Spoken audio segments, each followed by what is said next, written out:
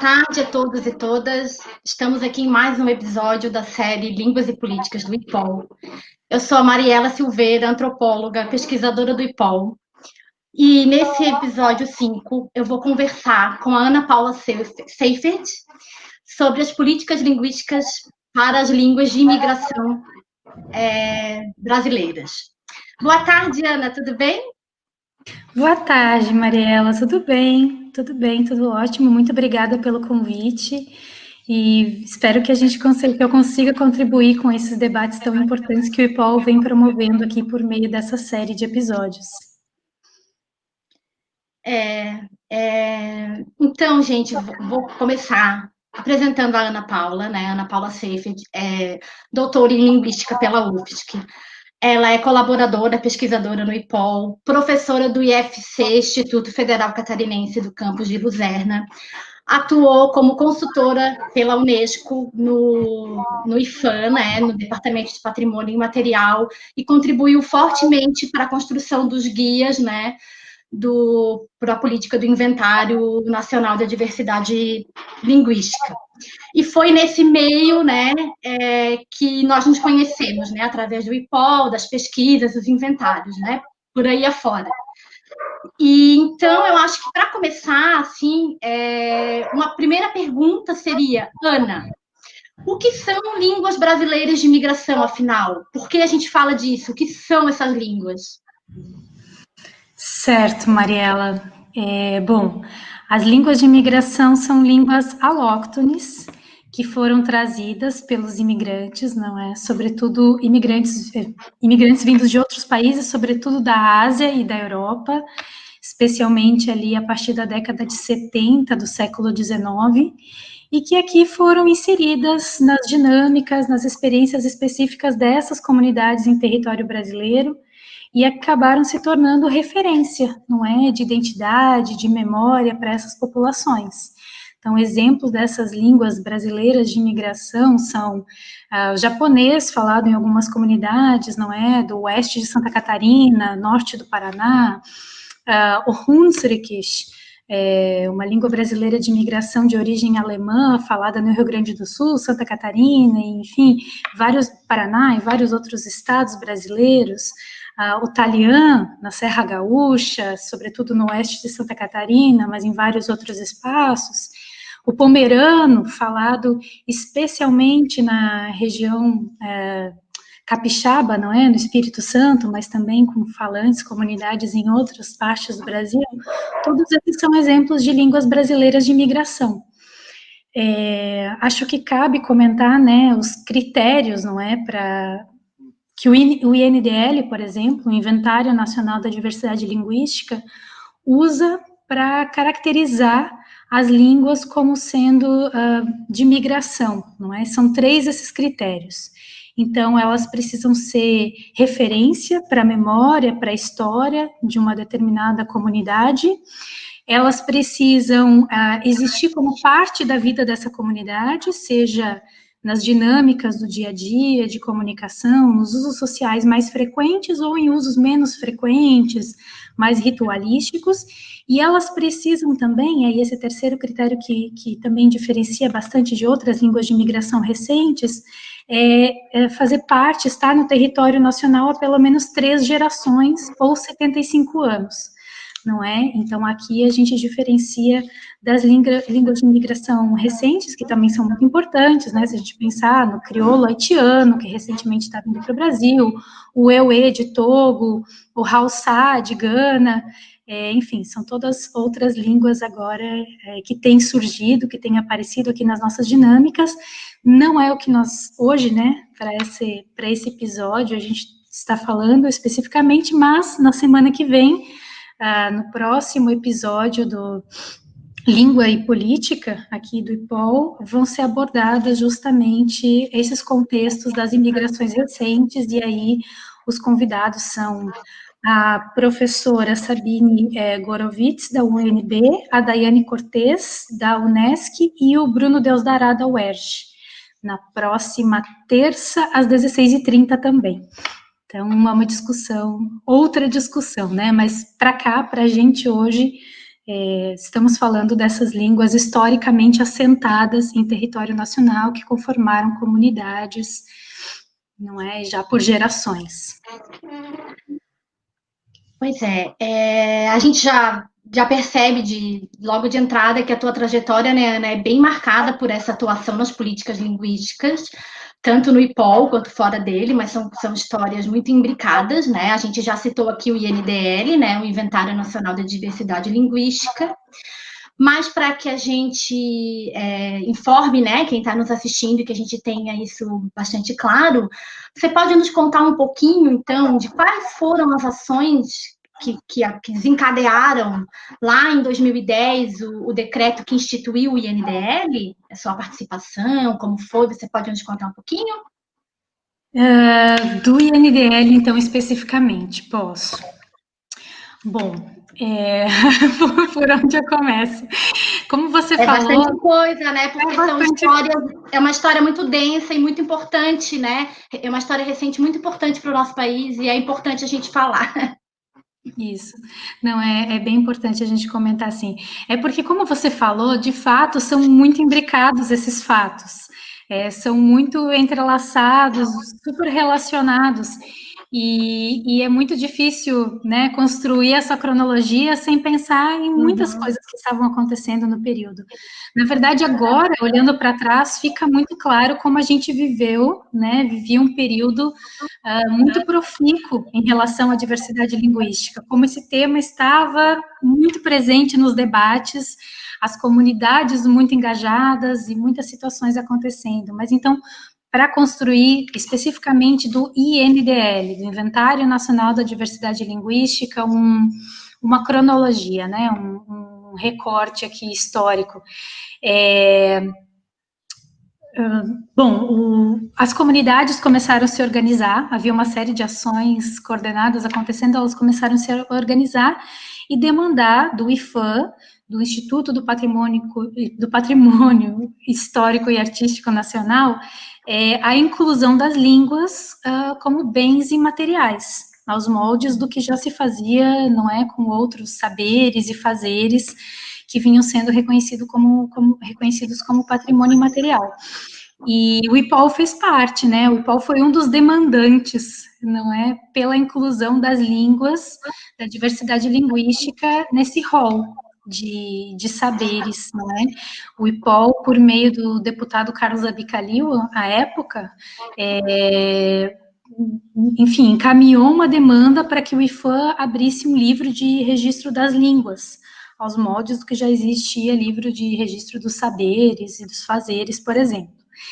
A partir, né, dessa demanda do IPOL, enfim, comunidades linguísticas articuladas também estavam propondo, encaminhando essas comunicações. A partir disso,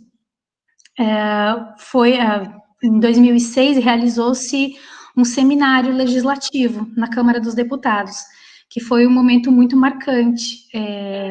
Várias pessoas participaram.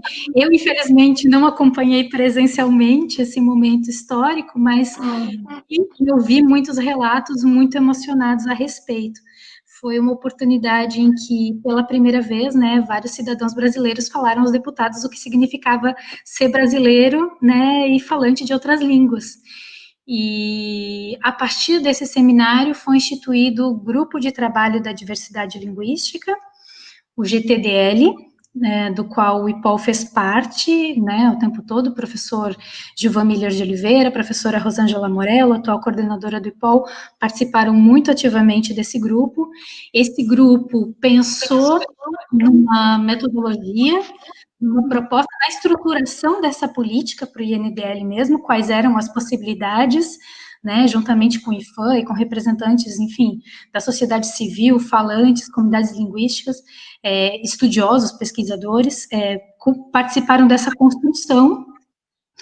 E, ao final dessa construção do GTDL, né, houve a proposta de uma metodologia e foram lançados, então, editais para a realização de projetos piloto.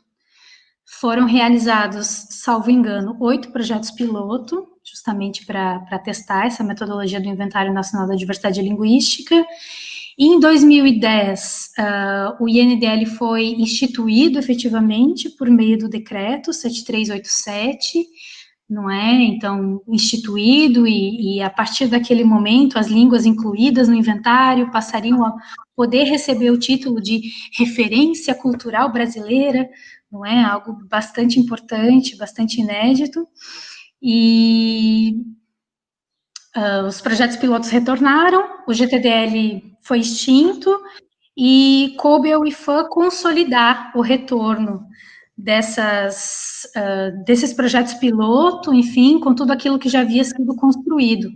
E aí eu participei também do grupo de consultores que elaborou um guia, não é, para uma metodologia, consolidou, então, as sugestões que vieram a partir dos vários projetos piloto, e lançou justamente esse guia, que é para instruir novos inventários a partir de então. Agora eu vou ter que dar uma coladinha aqui para te dizer os números bem certinho.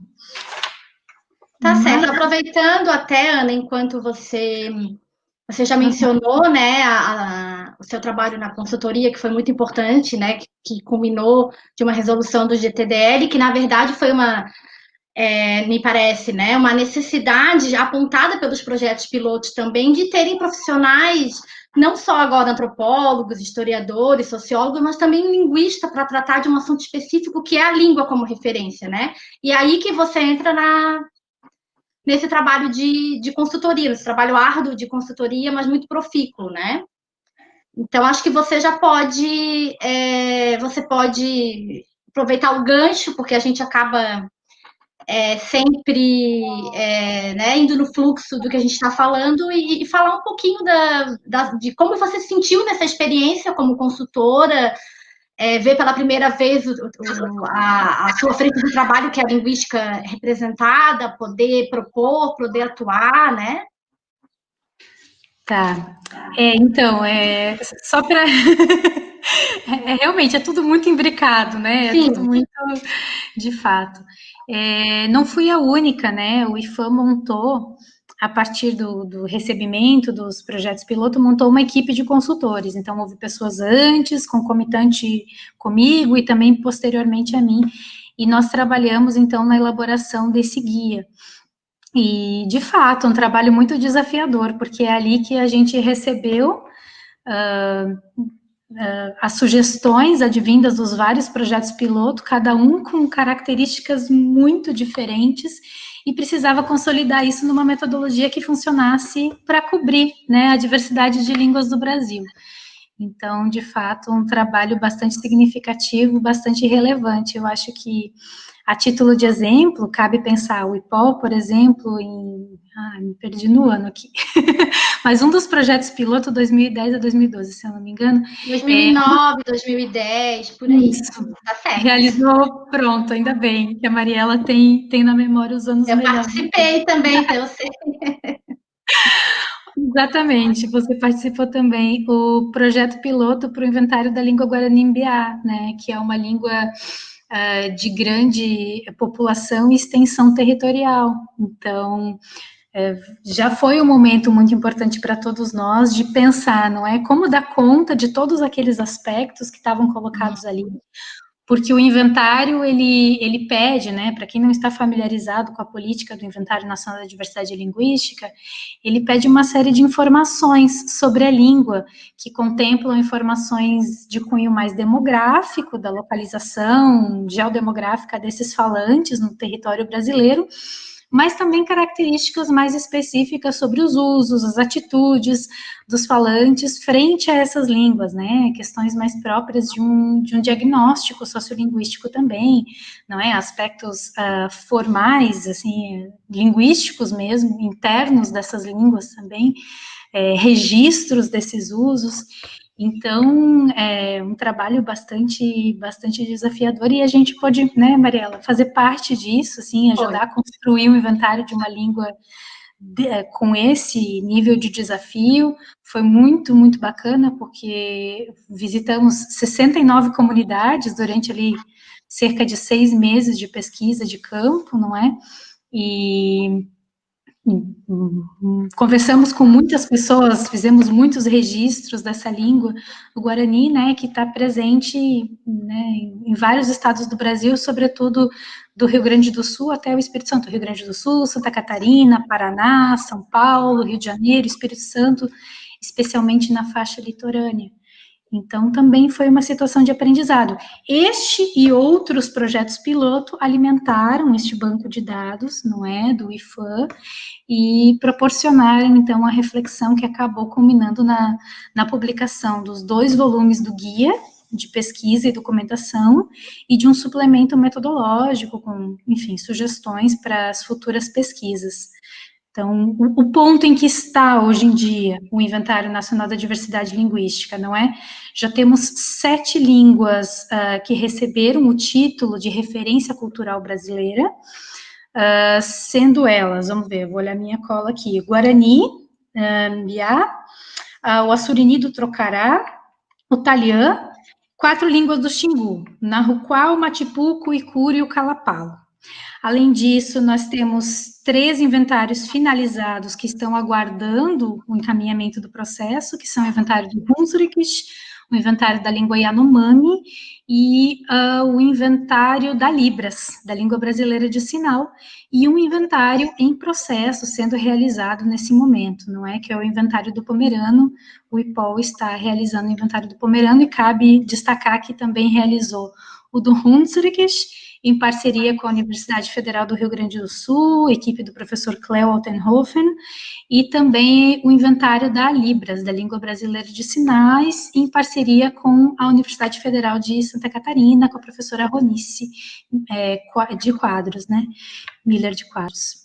Então, são todos esses, é muita história para uma live tão curta, mas eu espero que a gente esteja conseguindo construir esse fio da narrativa, né?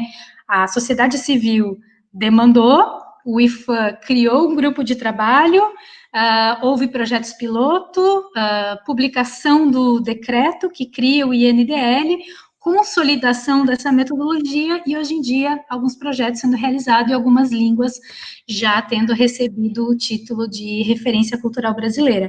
Esse decreto está completando 10 anos, agora em 2020, inclusive haverá uma live, não é? Um episódio específico a respeito disso. Sim, né, acho que sim. Se não me engano, é 24 de novembro, uma terça-feira, nossas lives são sempre às terças, às 4h30 da tarde, e é uma live comemorativa com a parceria IFAM e IPOL, com pessoas que passaram pelos processos desses inventários que a Ana citou, né? Pomerano, Hunsrück, Libras, né? E que a gente vai estar numa tarde comemorativa falando sobre o aniversário dessa política tão importante e cada vez mais importante nos dias atuais, a gente frisar o direito a todo tipo de diversidade linguística, cultural, né?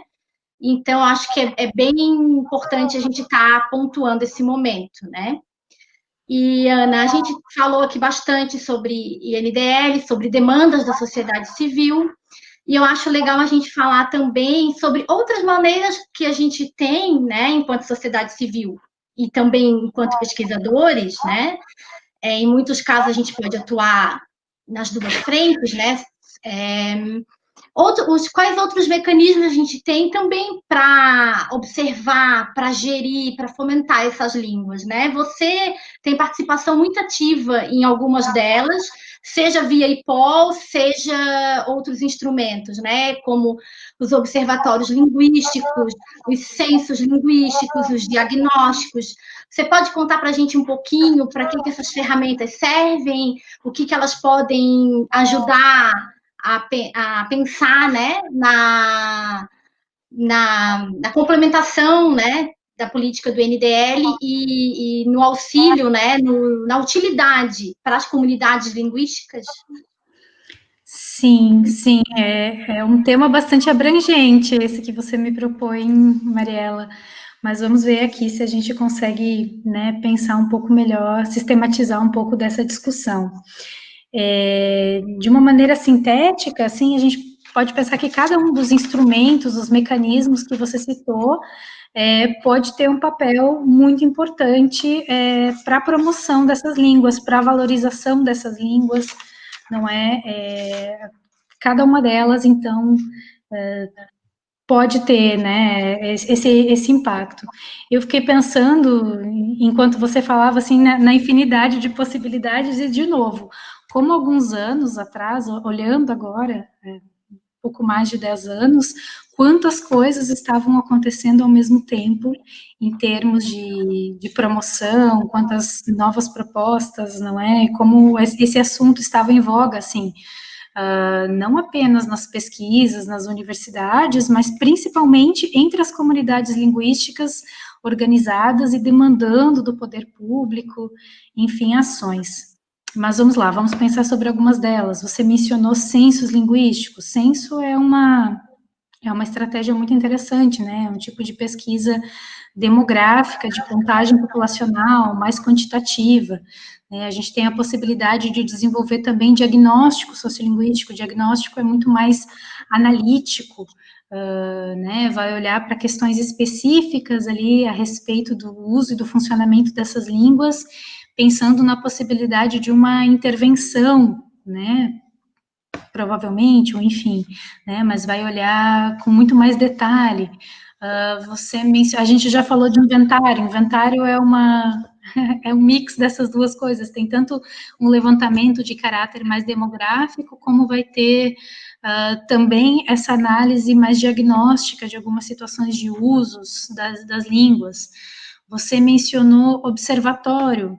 Observatório é um mecanismo de observação, de acompanhamento, diferente dos outros. Os outros são instrumentos de levantamento linguístico, e observatório é um instrumento de acompanhamento. Então, você pode perceber, não é, a partir dele, pode ser utilizado para acompanhar a situação de uma língua, de um grupo de línguas, de um direito, de uma política linguística. Acho que, em comum, todos esses que nós estamos falando, todas essas iniciativas possíveis, elas têm como a possibilidade de subsidiar, está dando um eco, de subsidiar políticas públicas, não é? De subsidiar políticas linguísticas, de ser um apoio para a gestão dessas línguas.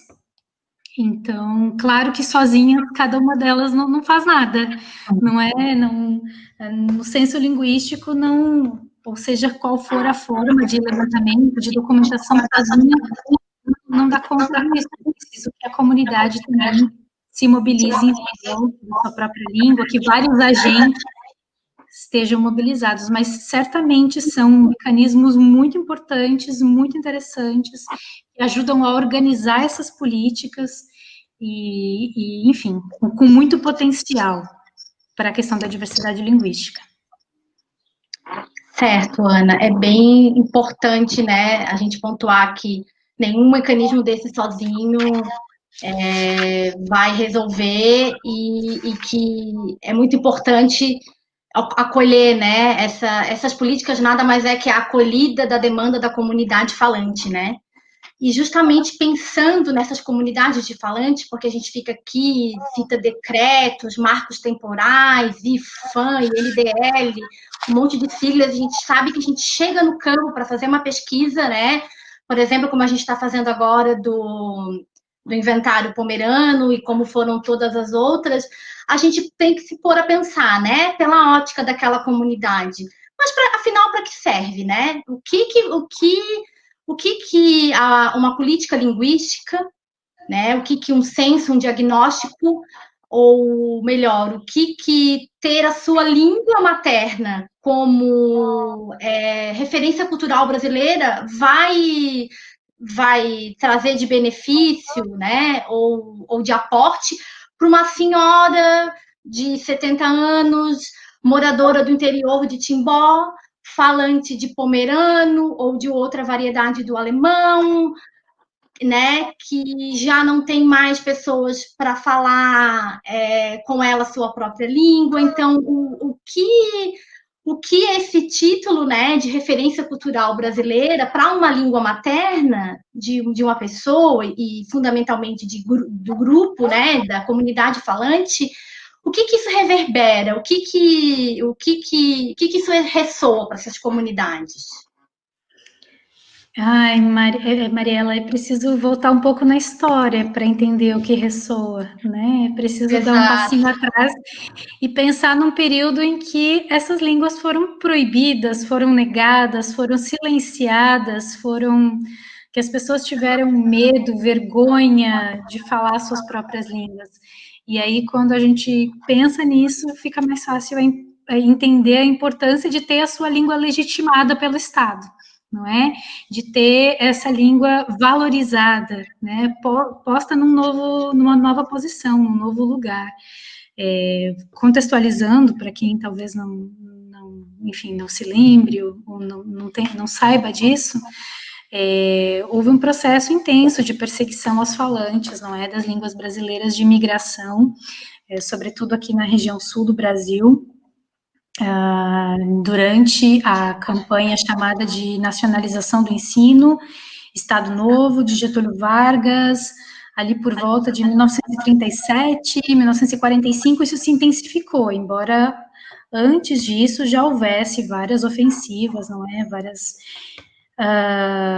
Várias perseguições, vamos dizer assim, mais sutis, mas elas ficaram mais evidentes durante aquele período. Então, os relatos, eles são muito pesados, né? Quando nós vamos a campo, investigamos essa questão, nós ouvimos várias histórias acerca desse silenciamento linguístico que ocorreu, e as marcas disso persistem até hoje. Então, ter o Estado dizendo que agora a sua língua não apenas pode ser falada, e é muito recente isso, né?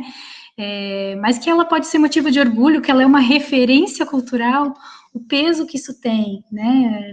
Para essa língua, para essas pessoas, para esses falantes dessas línguas, é gigantesco, né? Então, esse reconhecimento, ele tem como o reconhecimento da língua como consequência o reconhecimento da própria comunidade, do próprio indivíduo falante dessa língua, não é?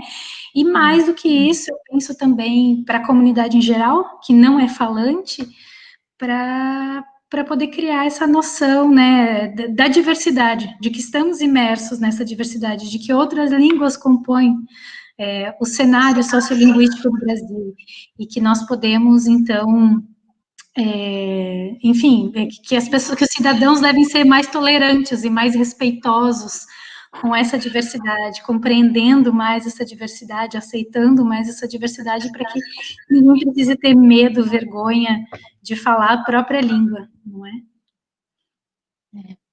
Exatamente, Ana. A minha próxima pergunta tem tudo a ver com isso, e você já falou um pouco, né, de experiências de campo, e eu acho que numa tentativa, né, sempre de ver uma aplicabilidade nisso, que é uma das angústias que a gente tem na academia, né, é uma angústia minha, eu acho que é sua também, e de muitos colegas, de ver afinal, para que serve tudo isso que eu estou fazendo ou estudando. Você propôs, em 2013, um projeto com esse viés, né? O Receitas da Imigração, um projeto aqui para a região do Vale do Itajaí, justamente para tratar disso, né? Dessa diversidade linguística na região, e como você mesmo apontou, né? A gente ouviu relatos, inclusive alguns muito pesados no campo, desse silenciamento, né, de pessoas que eram expressamente proibidas de falar sua língua, seja na escola, seja no mercado, seja na venda, que escondiam as coisas no forro, né, que tinham seus pertences em língua materna queimados, né, como é o caso temos um caso, né, Ana, que você podia contar um pouquinho, e da Dona Edith, e também nos contar, além de contar um pouquinho sobre a história da Dona Edith, que é um dos personagens do projeto, falar um pouquinho o que te inspirou a propor esse projeto também. Tá. Eu vou falar, eu posso falar, claro, adoro falar sobre esse projeto. É uma delícia falar sobre ele, né? Com certeza. Mas fica à vontade para complementar também, Mariela, porque você participou tão ativamente dele quanto eu, não é? Bom, o Receitas da Imigração foi proposto, não é, com essa ideia de olhar para as receitas culinárias significativas para as comunidades descendentes de imigrantes do núcleo metropolitano, da região metropolitana de Blumenau, ou seja, 5 municípios ali abrangidos pela pesquisa, que foram Blumenau, Gaspar, Indaial, Timbó e Pomerode, 5 municípios que foram abrangidos pela pesquisa, e então, ao olhar para essas receitas culinárias, né, usar isso, na verdade, como um pretexto, não como um pretexto, mas como um fio condutor para recontar mesmo a história das imigrações, né, dessas famílias, do estabelecimento das comunidades de imigrantes naquela região, da relação com a língua, e de fato foi um mergulho muito importante. Não sei se... Essa é uma introdução, assim, uma introdução básica para esse projeto, mas tem muitas questões. Você mencionou o fato da Dona Edith, né? Enfim, quando nós mergulhamos e pensamos na questão das línguas, porque nós... Bom, vou voltar um pouquinho, metodologia do projeto. Nós tivemos 2 frentes básicas de pesquisa, uma documental, bibliográfica, e uma de campo. E nessa pesquisa de campo foram pelo menos 2 visitas a cada uma das famílias entrevistadas, não é? E essas famílias foram selecionadas, enfim, com base na disponibilidade em compartilhar conosco essas memórias, essas receitas tão significativas dessa história. Na primeira visita, nós fazíamos uma entrevista aprofundada, não é? Bem densa, com vários aspectos da história, então, da infância dessas pessoas, das adaptações, das memórias familiares, da língua falada, ou das línguas faladas, não é? Das relações, da religiosidade, vários aspectos, não é? Daquela vida. Então, era uma entrevista gravada. E na segunda visita, nós tínhamos a possibilidade de experimentar, não é? De vivenciar, de experimentar esses pratos, mas não apenas esses pratos, né? Todo o ato social ali cercado, não é? Por esses preparos, por essas receitas que foram escolhidas. E, enfim, mergulhamos muito na história dessas famílias. Uma das pessoas, né, que nós entrevistamos ao longo desse processo, ela foi professora de uma escola multisseriada, isolada, e ela nos presenteou, não é, com um atlas geográfico, um atlas em língua alemã. E a história desse atlas é que ela já o recebeu, ela era professora dessa escola, ela o recebeu de um senhor que, quando criança, havia resgatado esse atlas, havia salvado esse atlas antes que ele pudesse ser queimado numa fogueira, não é? De novo, aquele período da repressão que a gente falou, né? Fogueiras de livros em línguas que não fossem o português. Então, ele salvou esse livro, guardou no forro da casa durante muitos anos, presenteou essa senhora, e quando nós passamos por lá, ela nos entregou o livro para que fôssemos novos guardiões do livro, né, desse atlas. Então, hoje ele está restaurado, né, esse atlas está na biblioteca do IPOL, disponível para consulta, e é uma das tantas histórias, né, Mariela, que nos tocam profundamente, nos fazem pensar, né, acho que foi muito mais intenso do que nós pudemos prever inicialmente, entrar em contato com as histórias dessas famílias, mesmo em relação às receitas culinárias, não é? Porque talvez alguém que não conheça o projeto possa imaginar, que legal, né? Um livro de receitas do Vale do Itajaí vai ter aquelas receitas típicas. Chucrute! Típicas comerciais que os restaurantes da região servem. E até tem algumas dessas receitas, mas não era o foco do projeto. O foco do projeto era olhar para as receitas que fossem significativas. Então, pode causar um certo estranhamento a pessoa abrir o livro e se deparar com a receita do chuchu na manteiga queimada. Não é? Mas a justificativa para a presença daquela receita que é muito interessante, não é?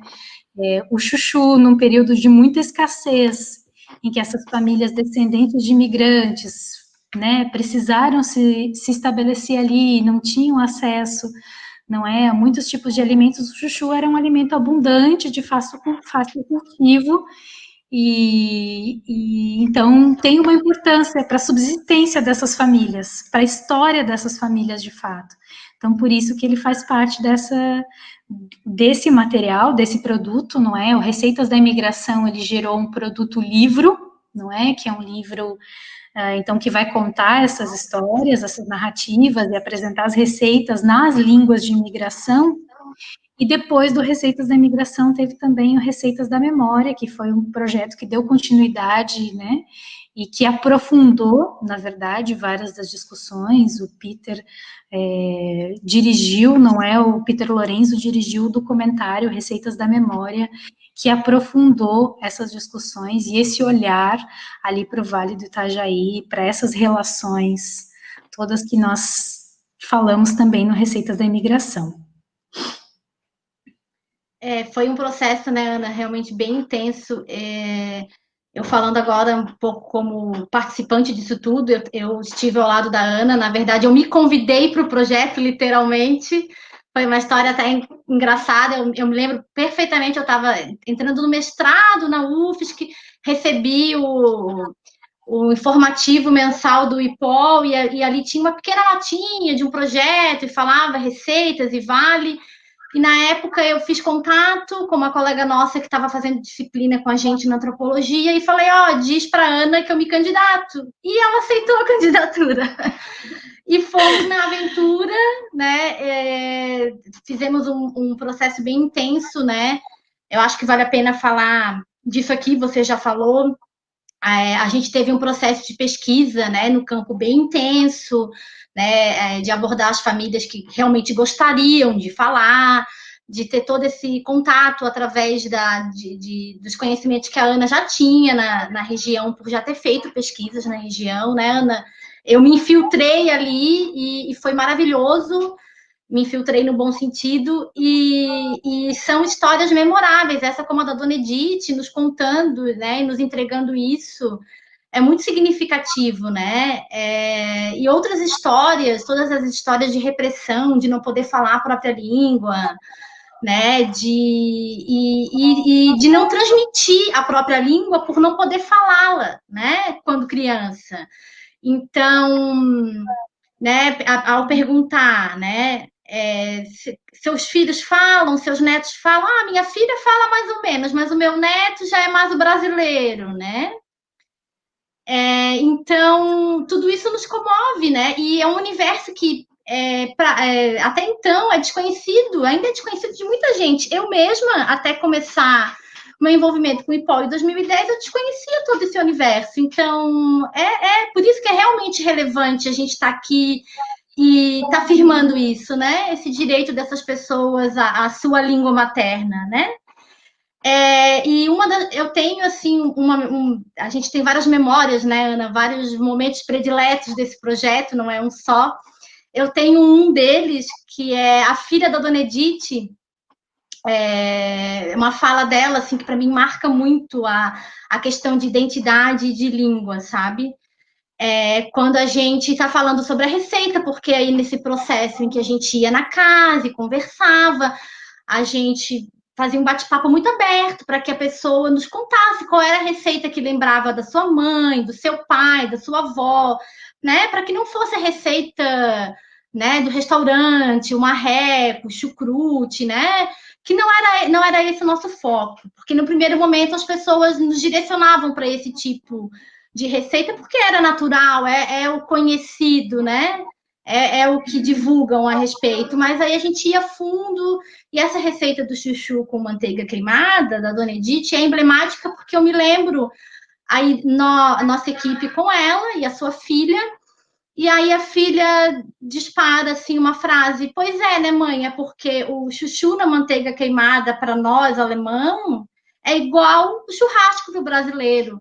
Então, isso para mim sintetiza muita coisa em relação à importância do reconhecimento dessas línguas maternas como referência, das políticas, da atenção que o governo brasileiro, né, do Estado brasileiro tem que dar, e também do reconhecimento entre pares, né?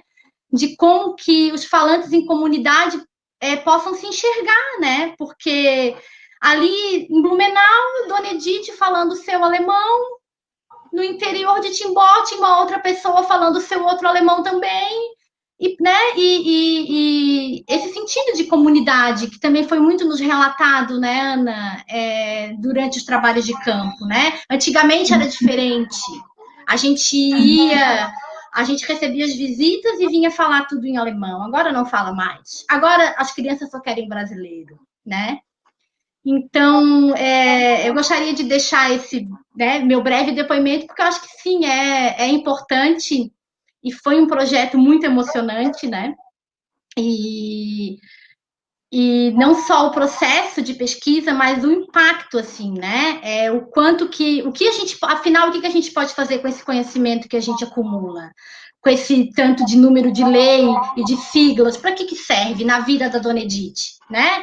Da vida da Dona Vilma, né? Uma outra personagem, Dona Vilma, uma senhora descendente de italianos lá, uma das ruas lá altas de Blumenau, agora não me lembro. Fez para nós um nhoque maravilhoso.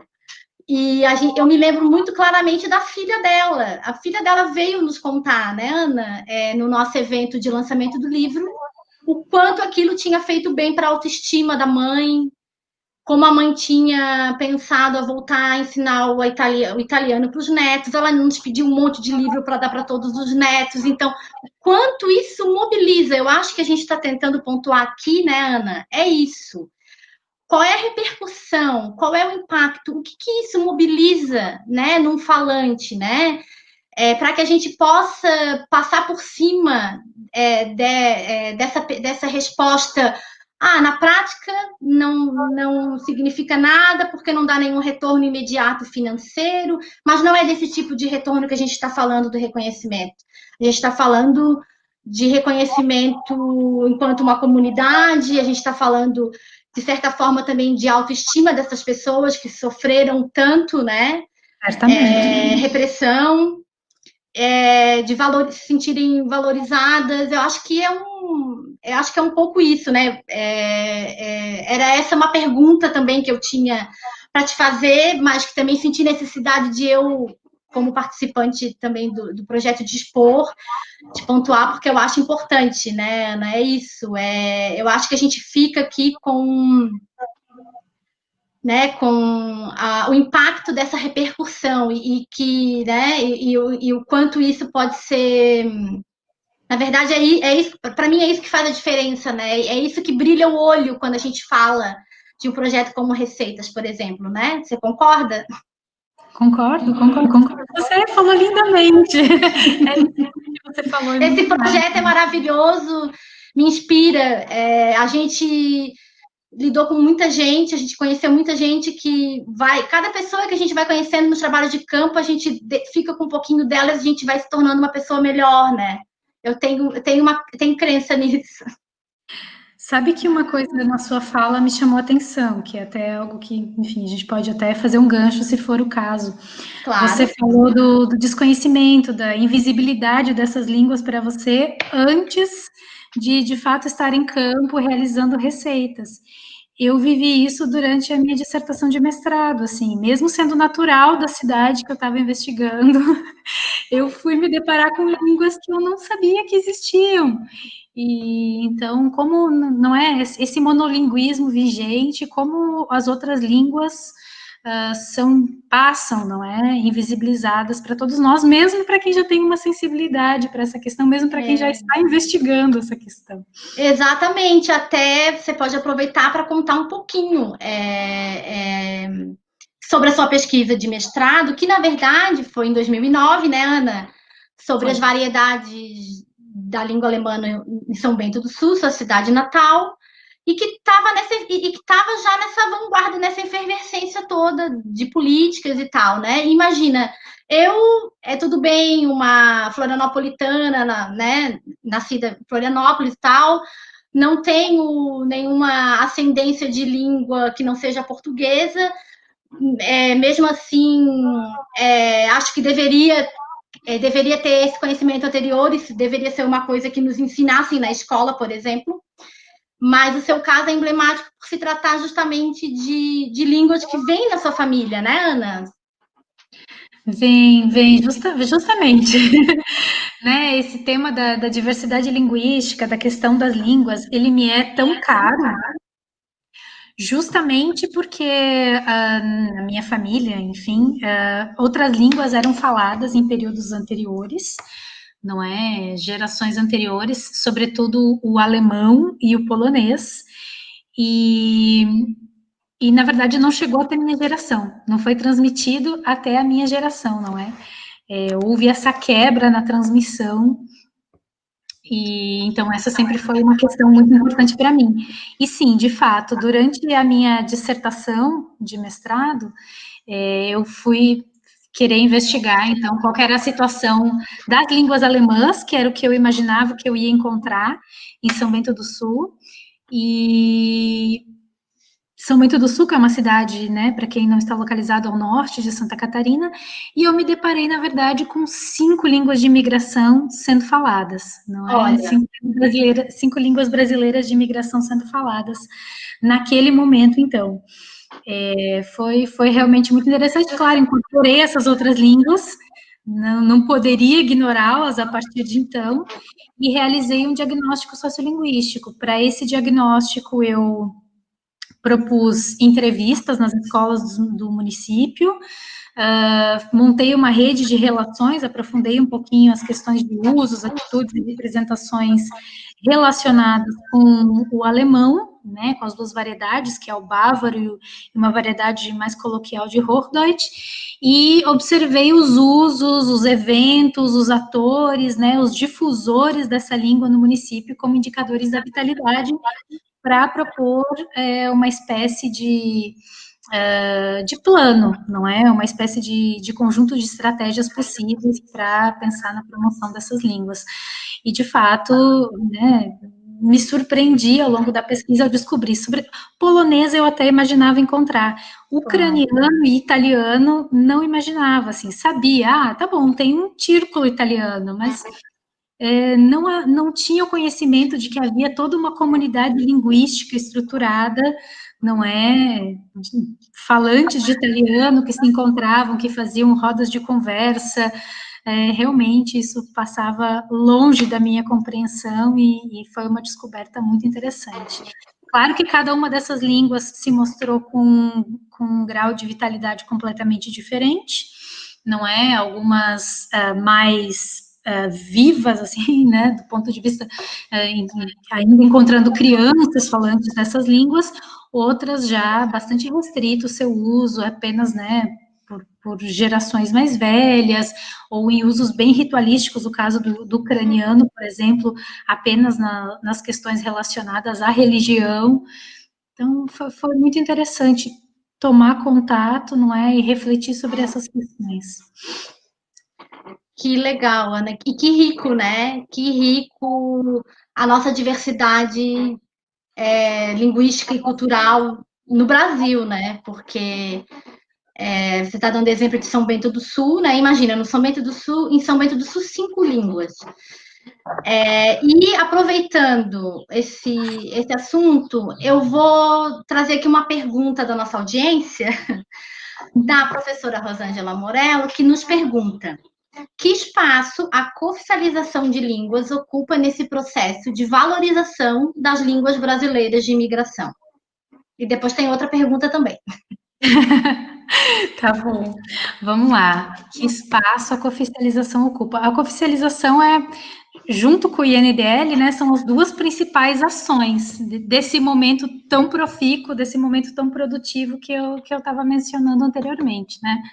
Cooficialização é uma tecnologia social, uma estratégia, enfim, que os municípios passaram a aderir, não é? A partir de 2002, o primeiro município a cooficializar línguas no âmbito municipal foi São Gabriel da Cachoeira, no Amazonas, que cooficializou o Bani, o Tucano e Engatu, e a partir daí isso se desenvolveu, né, foi uma política que de fato pegou. Muitos municípios brasileiros passaram a cooficializar, Eu até atualizei esses dados hoje, dei uma olhadinha na página. Ótimo, porque é a nossa próxima pergunta.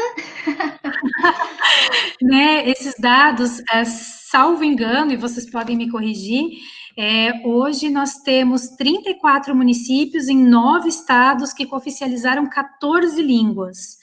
E sendo desses, são 26 municípios que cooficializaram 4 línguas brasileiras de imigração. Esses números se atualizam com muita frequência, né? A cooficialização, de fato, é algo que pegou. Muitos municípios passaram a cooficializar, então, em nível municipal. Como é que funciona, né? Em âmbito federal, a gente tem como língua oficial o português, não é? De acordo com a nossa Constituição, e depois a Libras também como cooficial. E aí, os municípios em que existe presença, presença grande de comunidades falantes de outras línguas, podem cooficializar, não é, em seus âmbitos, para que os seus cidadãos possam ser atendidos nas suas línguas maternas, possam receber os serviços, essas línguas possam circular, não é, de forma legítima nesses ambientes. Então, São Gabriel foi o primeiro município a fazer, vários outros fizeram na sequência, alguns poucos regulamentaram, muitos ainda por regulamentar, não é, as situações específicas dessa lei, mas é muito interessante, assim, também abre um precedente muito bacana, não é, para legitimar, para atribuir esse novo valor, esse novo lugar para essas línguas e justamente, claro, para esses falantes também. Não sei se responde. Não.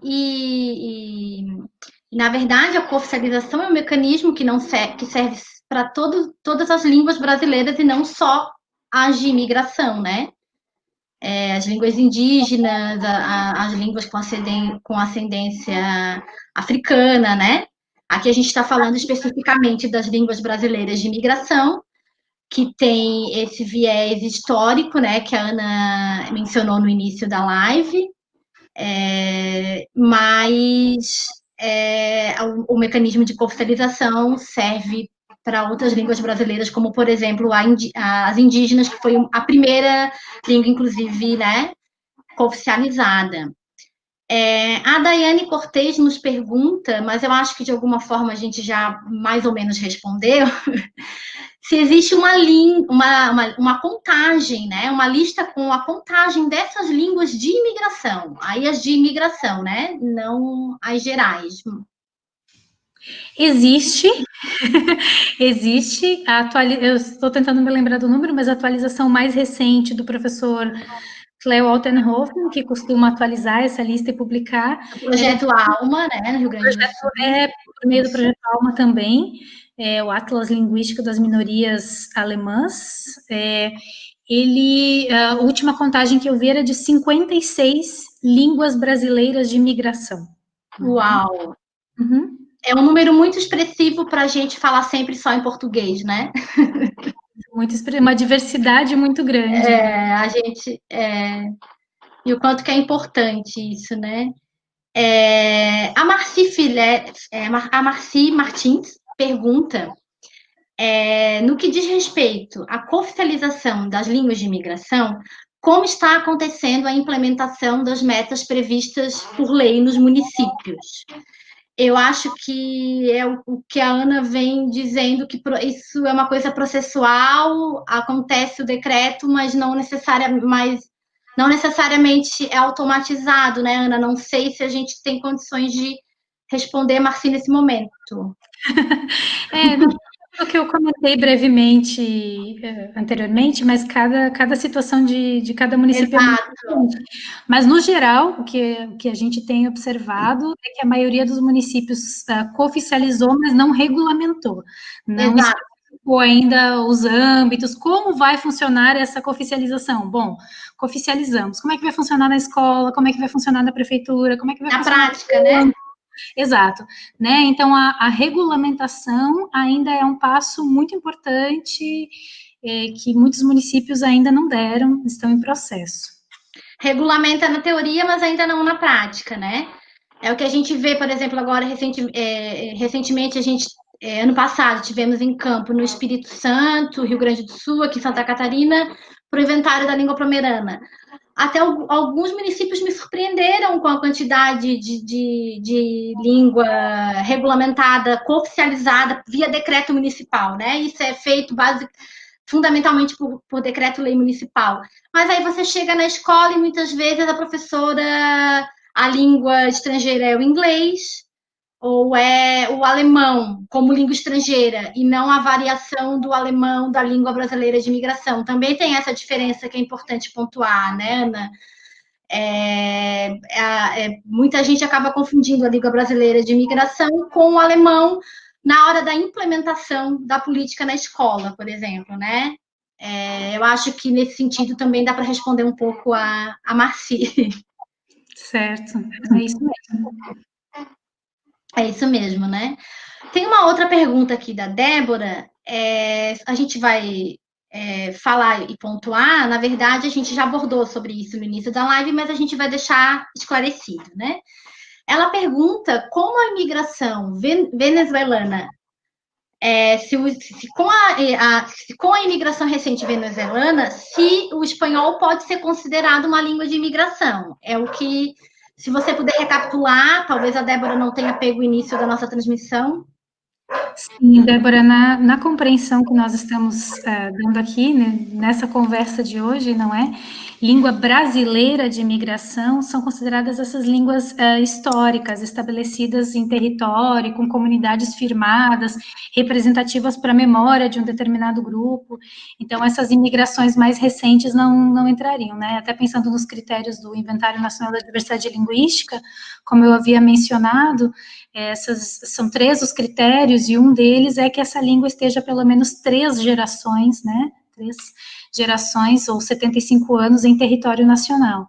Então, não compõe isso que nós estamos aqui chamando de línguas brasileiras de imigração, não é? Mas essa categoria das línguas de imigração mais recentes. Na verdade, eu acho que a gente já está se encaminhando para o final da nossa live. Na verdade, é um assunto muito amplo, né? Falar de línguas brasileiras de imigração, a gente fala de políticas, né? Fala do INDL, fala de censo, de observatório, de cooficialização, né?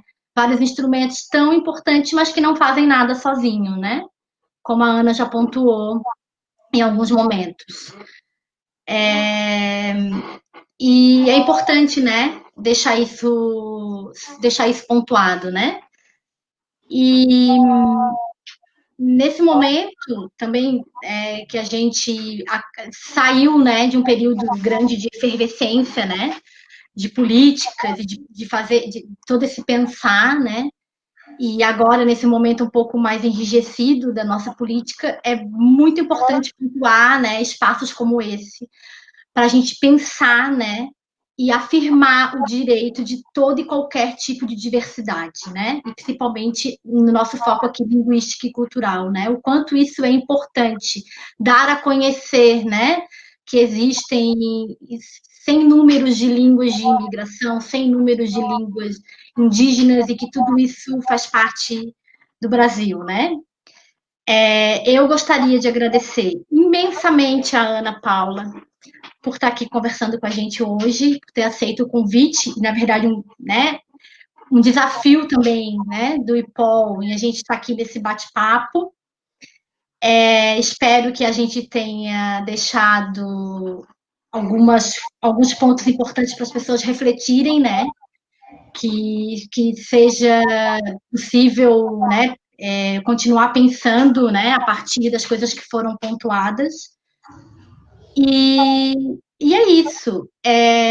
A gente gostaria também de deixar o convite para o nosso próximo evento, para a nossa próxima live, na próxima terça-feira, né? No dia 10 de novembro. Nossas lives são sempre às terças-feiras, às 4h30 da tarde. Vão estar aqui com a gente a Sabi Gorovitz, da UNB, a Daiane Cortez, da Unesc, e o Bruno Deusdará, da UERJ, e a Ana Paula, né, que vai estar aqui novamente, para falar sobre políticas linguísticas e as recentes imigrações no Brasil. Aí sim a gente vai ter um pouquinho, vai ter bem esmiuçado essa diferenciação da língua brasileira de imigração e das línguas recentes, que também, né, falar das línguas de imigração recente é também um outro campo político muito importante a ser pontuado, e eu acho que isso vai ser feito lindamente por vocês. No mais, agradeço. Muito obrigada a todas que estiveram nos acompanhando e viva a diversidade cultural e linguística. Viva! Muito obrigada. Também quero agradecer e desejar que esse debate não se encerre por aqui, né? Ele nunca se encerra, mas, enfim, que cada um de nós possa aproveitá-lo da melhor maneira possível e que possamos manter em movimento essas discussões, isso é muito importante, não é? E quero agradecer poder fazer parte desse momento, né, do IPOL, que é tão importante na minha trajetória acadêmica, profissional, mas pessoal também. O IPOL sempre foi esse espaço, esse ambiente muito importante, né, onde eu acredito muito nas coisas que são desenvolvidas no IPOL e no modo como as coisas são desenvolvidas, né, a possibilidade, a autonomia, a liberdade, a discussão. Então, muita gratidão e vida longa a esse projeto. É isso, gente. Mais uma vez, viva a diversidade!